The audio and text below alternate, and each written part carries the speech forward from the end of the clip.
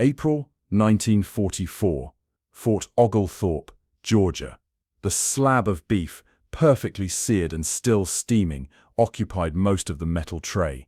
The German woman stared at it, motionless in the cafeteria line as American prisoners behind her waited patiently. After 8 months serving with the Wehrmacht auxiliary in Tunisia, surviving on cabbage soup and ersatz coffee, Helga Müller couldn't comprehend the food before her. This was prison ration. This cut of meat that German civilians hadn't seen since 1941. "Move along now," the American server said, not unkindly, adding a generous scoop of mashed potatoes beside the steak. The potatoes glistened with real butter, another impossibility. Fresh green beans and a roll completed the meal. The server added a cup of coffee, real coffee with available sugar and cream, then nodded toward the dessert station where apple pie sat in neat slices. Across American prison camps that spring, 7,031 German women prisoners of war confronted a reality that systematically dismantled everything Nazi propaganda had prepared them for. They discovered a nation where 6-ounce steaks appeared weekly on prison menus, where fresh vegetables remained unrationed, where dessert accompanied every dinner. These women, primarily nurses, communications specialists and administrative auxiliaries captured in North Africa and Italy, had expected starvation and abuse in American captivity. Instead, they received standard U.S. Army rations, 3,560 calories daily, exceeding what German frontline soldiers received by nearly 40%. The mathematics of American abundance revealed themselves 3 times daily in the mess halls of 5 women's POW facilities across the United States. Each meal demolished Nazi claims about American food scarcity more effectively than any counter-propaganda could have. Military records document that women POWs at Fort Oglethorpe received exactly the same rations as their American guards: 12 ounces of meat daily, fresh eggs at breakfast, whole milk, vegetables and fruit. Helga sat with her tray, fork hovering over the steak. She had heard the other women's whispers, the food must be drugged, this display of abundance merely American theater before the real deprivation began. 2 weeks into her captivity, the truth had become undeniable. The Americans had so much food they fed their enemies as well as they fed themselves. International Red Cross inspectors documented this standardized treatment. Their April 1944 report noted with clinical precision, female prisoners receive identical rations to U.S. WAC personnel. Dietary analysis confirms 3,560 calories daily, including 85 grams of protein, primarily from meat and dairy sources. This abundance wasn't special treatment, it was simply the American standard. Nazi propaganda had prepared these women for barbaric treatment from mongrelized Americans. Capture meant starvation, rape, forced labor. The Reiter Ministry of Public Enlightenment distributed pamphlets warning auxiliaries that Americans starved prisoners deliberately. Instead, military medical examinations showed most women gained weight during their first month in American custody. The shock of American food abundance would evolve into complete psychological recalibration. What began as disbelief at the sight of a dinner steak would develop into fundamental questioning of everything these women had been taught about American society. The systematic feeding of enemies with superior food had begun immediately, though its full psychological impact would only be understood later. As Helga finally cut into her steak, watching pink juices flow onto the tray, she couldn't yet comprehend that this simple meal represented the first crack in the ideological foundation the Third Reich had carefully constructed. The journey to American prison camps began with surrender. Throughout 1943 and early 1944, German women auxiliaries, 5,450 from North Africa, following Rommel's defeat, 1,581 from Italy after Allied advances, entered captivity with dread. Wehrmacht nurse Ingrid Weber, captured at a field hospital outside Tunis, later recalled her terror. "We expected to be treated worse than animals. Our officers warned that Americans would starve us deliberately." Military records document this psychological preparation for brutality that never materialized. Instead, within hours of capture, German women encountered their first American rations. Processing centers in North Africa and Italy provided standard field meals, K rations and C rations, containing items that seemed luxurious after years of declining German provisions. Army quartermaster records confirm these initial rations contained crackers, processed cheese, canned meat, chocolate bars, coffee with sugar, and cigarettes. For women who had survived on 1,800 calories daily, when supplies arrived, these emergency American meals averaging 2,830 calories seemed implausibly generous. The transatlantic journey aboard converted troopships intensified this food revelation. Naval records from the USS West Point, which transported 204 female prisoners in February 1944, show prisoners received 3 hot meals daily. The standard breakfast included eggs, bacon, toast with butter and jam, coffee, and fruit juice. For women accustomed to morning rations of ersatz coffee and dry bread when available, this abundance created cognitive dissonance with Nazi claims about American resources. Lisbeth Krauss, a communications specialist captured near Cassino, documented her confusion in a diary later confiscated by American intelligence. February 18, 1944, we are 7 days at sea. This morning they served pancakes with syrup, a food I have not tasted since before the war. The American guards eat the same food we do. This contradicts everything we were told. This equality of treatment particularly undermined Nazi hierarchical ideology. Ship manifests reveal that transport vessels allocated identical food storage for prisoners and crew. The USS General W.P. Richardson's February 1944 voyage assigned 14 cubic feet of refrigerated storage per person, prisoner or crew member for the 11-day Atlantic crossing. This standardized allocation enabled fresh food throughout the journey, a logistical achievement that impressed technically minded prisoners. Upon reaching American ports, Newport News, Virginia and Boston, Massachusetts received most women POWs. The prisoners encountered further evidence of American abundance. Military police escorting them through processing centers casually purchased chocolate bars and Coca-Cola from vending machines. Prisoner Helene Schmidt, a former Hitler Youth leader, wrote in censored correspondence, "American soldiers buy sweets without ration cards. They discard half-eaten sandwiches. This waste seems deliberate provocation." The train journeys to permanent camps provided another layer of education. Unlike the crowded cattle cars used for prisoner transport in Europe, German women traveled in standard passenger coaches. Southern Railway records confirm these trains served regular meals in dining cars.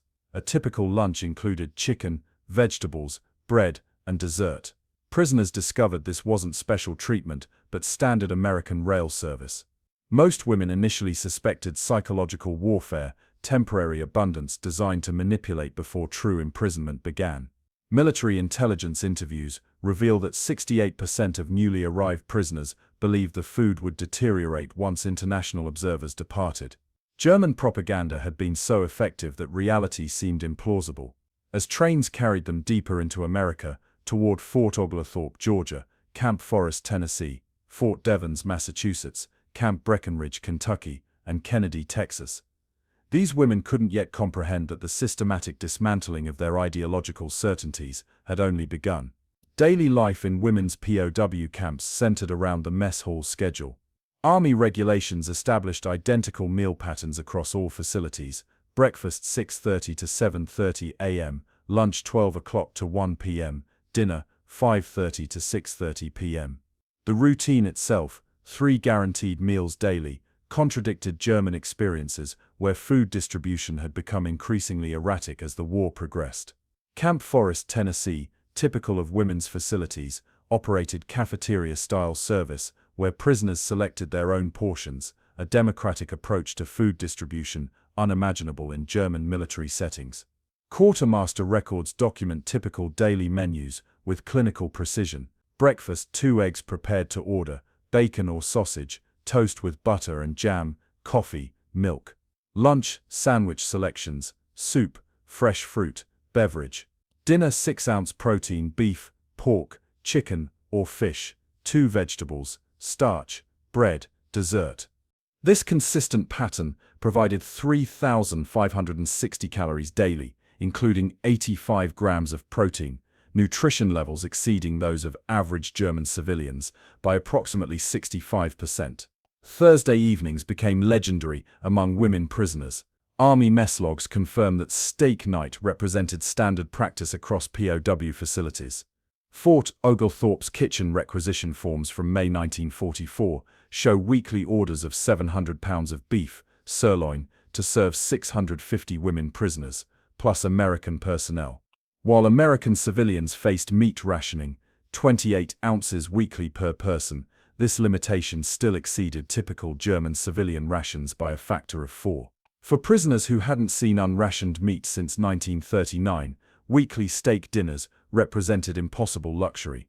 Work details provided German women direct observation of American food production. At Camp Forest, prisoners assigned to agricultural labor witnessed mechanical harvesters gathering more corn in one day than many German villages produced in a season. POWs at Fort Devens worked in apple orchards, where fruit deemed too small or imperfect was directed to livestock feed, edible food that would have been precious in Germany, diverted to animals in America. These demonstrations of agricultural capacity proved more persuasive than any propaganda. Letters exchanged between prisoners and Germany created stark contrast. Military censors documented this correspondence, noting the psychological impact of food discussions. POW Helga Müller wrote to her sister in Dresden, "We receive meat daily and coffee with real sugar. How are you managing with rations?" Her sister's reply, arriving 6 weeks later, meat ration reduced to 100 grams weekly. No coffee available for 3 months. Children receiving priority rations. This direct comparison between captivity and freedom delivered devastating evidence against Nazi claims of German superiority. American foods entirely unknown to Germans created cultural education. Peanut butter, appearing at lunch tables, mystified women who had never encountered this protein-rich spread. Corn on the cob, served with butter in summer months, initially confused prisoners who considered corn suitable only for livestock. Ice cream, served 3 times weekly according to mess records, remained so implausible that some prisoners initially refused it, suspecting chemical experimentation. Former Wehrmacht auxiliary Margarete Berner, interviewed decades later, described the transformation. The food itself was educational. Americans served Coca-Cola with every meal, used electric refrigerators to keep milk cold, offered multiple dessert options daily. These weren't luxuries, but standard expectations. We began questioning everything our leaders had told us about American capabilities.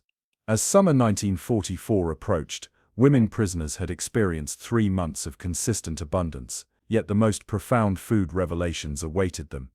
American holiday celebrations would soon demonstrate national coordination of consumption that dwarfed German organizational capabilities, delivering the most powerful evidence that American democracy produced material abundance beyond anything the Third Reich could achieve.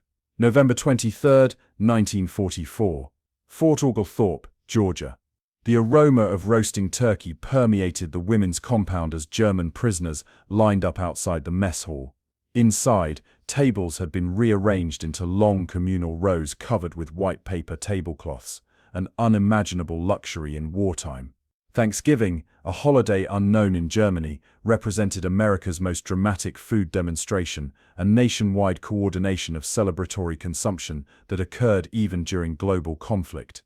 Military records confirm that all 5 women's POW facilities served identical Thanksgiving menus: roast turkey, 12 ounces per person, stuffing, cranberry sauce, mashed potatoes with gravy, sweet potatoes, green beans, rolls with butter, and pumpkin pie with whipped cream. Coffee, milk, and fruit juices accompanied the meal.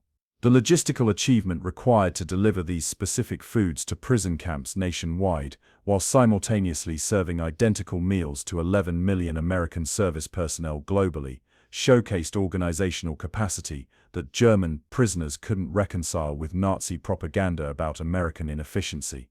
Former Signals auxiliary Helga Hoffman later recalled, "Turkey was unknown to most of us.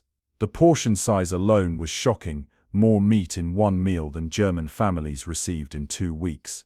But most remarkable was learning this feast occurred simultaneously across America. Even remote villages celebrated identically. This coordination surpassed anything Germany achieved during our best years. Christmas 1944 delivered even greater abundance during Germany's darkest winter.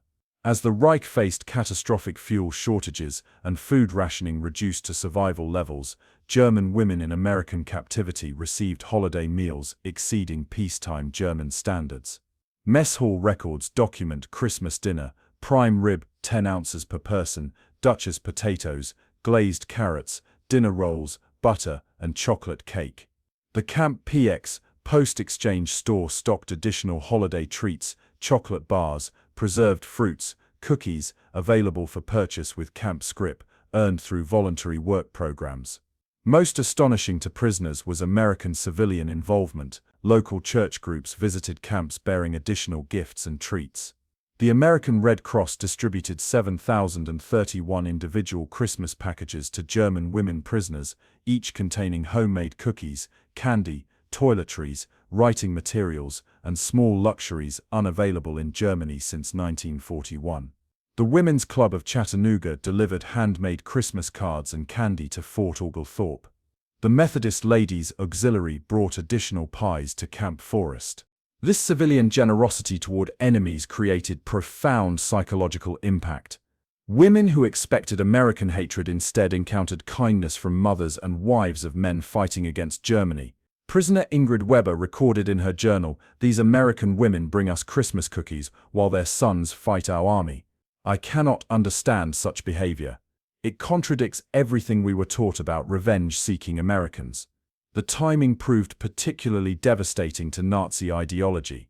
December 1944 brought reports of catastrophic fuel shortages in Germany.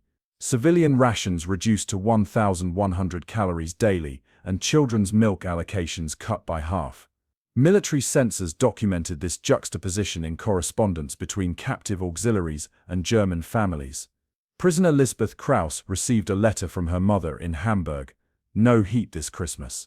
Bread ration reduced again. Children receive special allocation, 1 orange per child for Christmas."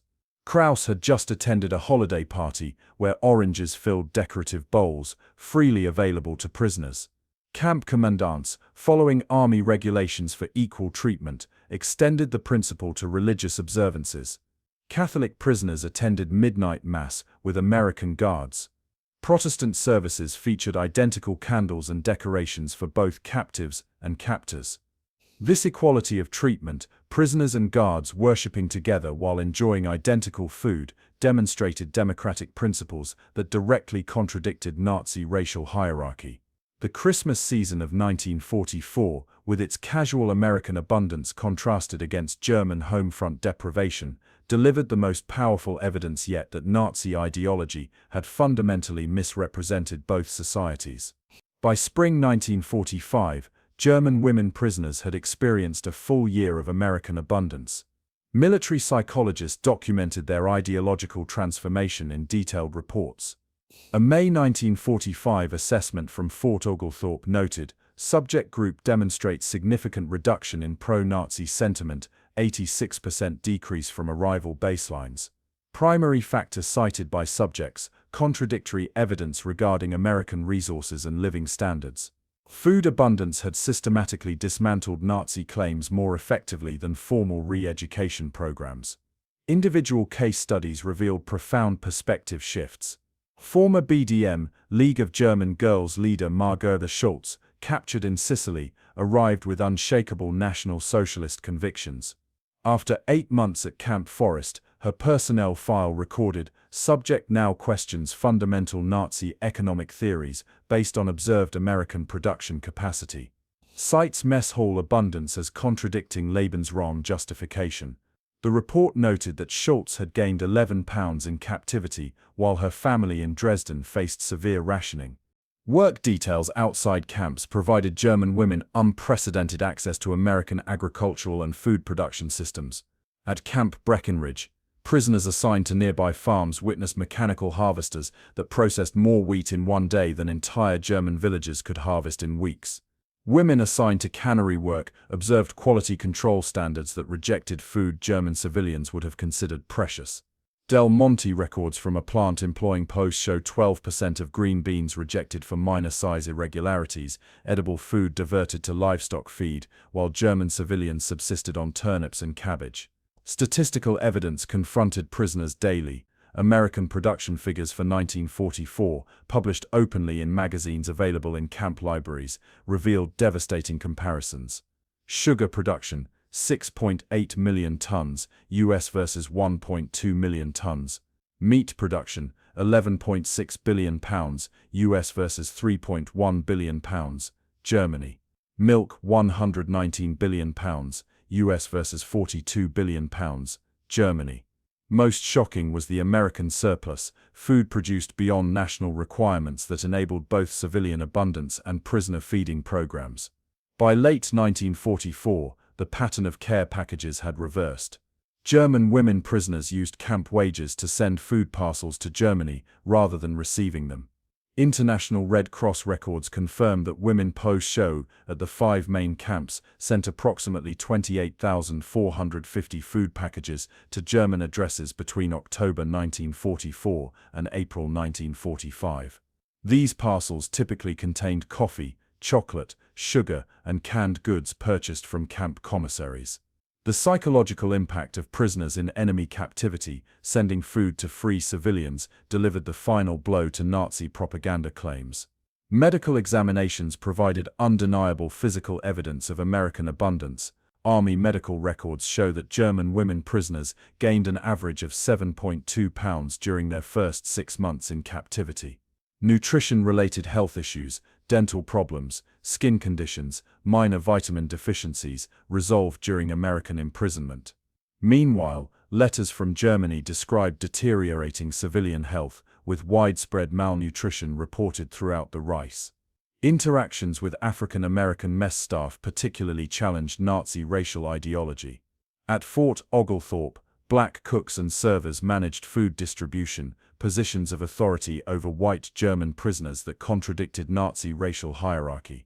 Historical records document initial prisoner resistance, followed by gradual acceptance as daily interactions normalized.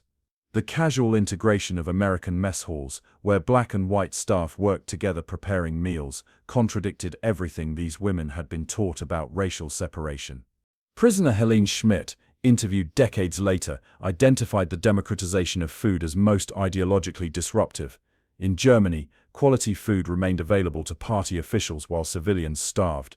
In America, prisoners ate exactly what guards ate, what civilians ate, what officers ate. This equality of access contradicted everything National Socialism taught about natural hierarchy. When a prisoner and camp commander both ate identical steaks on Thursday nights, how could one claim inherent superiority? Between November 1945 and March 1946, the 7,031 German women prisoners returned to a homeland transformed by defeat. They arrived at processing centers in Bremen and Frankfurt, bearing physical evidence of American abundance. Most had gained weight during captivity, while German civilians had grown gaunt from prolonged malnutrition.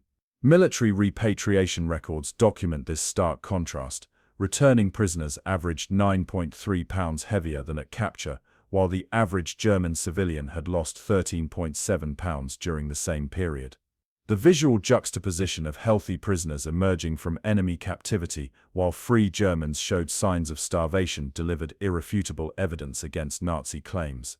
Many women brought final gifts from American camps. Military records show that upon discharge, each prisoner received a parting food package containing coffee, sugar, canned meat, chocolate, and cigarettes, items nearly mythological in devastated Germany. These treasures became family legacies. Margaretha Weber, returning to Cologne, found her sister's children had never tasted chocolate. The Hershey bar she brought home was divided into tiny squares, each child allowed one piece to experience an American luxury, their mother described as commonplace in prison camps. Former prisoners became unexpected cultural bridges during Reconstruction. Their first-hand knowledge of American food systems influenced Germany's rebuilding efforts. Wehrmacht auxiliary Helga Schmidt, who had worked in Camp Forest's mess hall, applied American institutional cooking techniques when she became kitchen supervisor at a Frankfurt hospital in 1947. Her implementation of standardized portions and efficient serving methods doubled the facility's meal output using identical resources. Former prisoners who had witnessed American agricultural efficiency advocated for mechanization over traditional German farming methods. As Marshall Plan aid arrived in 1948, former women POWs often served as interpreters of American intentions, their testimony that Americans could afford to rebuild enemies without impoverishing themselves countered lingering Nazi narratives about American motivations. Having experienced American abundance firsthand, these women understood that aid wasn't charity but investment. They had seen a society wealthy enough to feed enemies well during active warfare, economic capacity that made post-war reconstruction logical rather than miraculous. The statistical evidence they carried was undeniable. Final comparison between American POW provisions and German civilian rations 1945 to 1946. Daily calories, 3,560 US POW camps versus 1,050 German civilian. Meat, 12 ounces, daily US camps versus 8 ounces weekly, German civilian. Sugar, 8 ounces weekly, US camps versus 8 ounces monthly, German civilian. Dairy, 16 ounces milk, daily US camps versus 8 ounces weekly, German civilian. Children only. In various post-war interviews and memoirs, former women prisoners consistently identified American food practices as transformative. Former signals specialist Ingrid Weber stated in a 1978 interview, "The steak served every Thursday night in the prison camp became my measure of failed ideology." How could a nation feeding prime beef to captured enemies weekly be the decadent, failing society our propaganda described? This simple meal revealed the mathematical impossibility of Nazi claims. Another veteran, interviewed for Bavarian television in 1985, reflected, "In America, I learned that abundance doesn't require conquest. The Americans produced more by organizing differently, not by taking from others.